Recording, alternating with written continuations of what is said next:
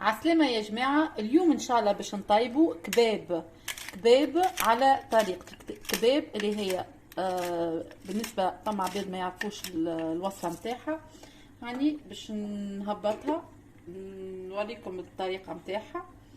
هي أكلة كيما الكمونية، اما في بلاصة الكبدة بون تجي لحمة كهو، مي انا باش نطيبها على طريقتي.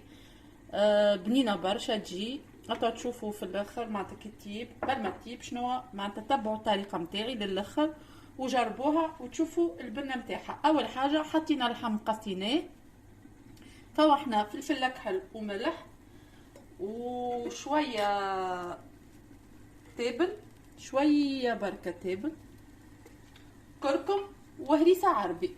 باش نحط شوية كركم وشوية هريسة عربي ونخليوها تتقلى شوية، اللحم يتقلى شوية. ما تراو يا جماعة شوية بركة هريسة عربي ونخلطوا المكونات الكل، نخليوها حم في الفراخ ونخليوه يتقلى. وتوا يا جماعة بعد ما تقلى اللحم شوية مع الفراخ نزيدوه مغرفة طماطم مش معبية برشا، ونخليوه يتقلى بالكدا مع المكونات الكل ويزيد يتقلى. ما نصبوش ماء في الايتاب هذه جملة، نخليوها الكل تتقلى مع بعض. يا جماعة كي تقليت الطماطم مع اللحم مع المكونات الكل باش نمرقوها بالماء، نمرقوها مليح بالماء معناتها للي يتغطى اللحم كالعادة، ونزيدوها شوية ثوم نغطيو عليها نخليوها تطيب سلة مدة نص ساعة والا ربع ساعة نغطيو عليها الكوكوت.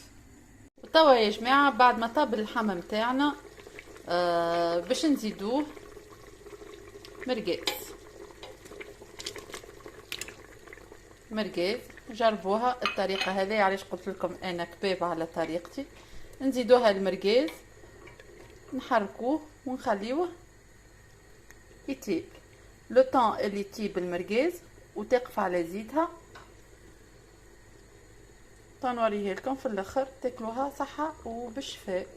المرقاز يبننها برشا، فما اللي يطيبوها اللحم صافي، وفما اللي يحطوا اللحم وكبده ما يحطوا لهاش الكمون خاطر سينون تولي كمونيه، وفما اللي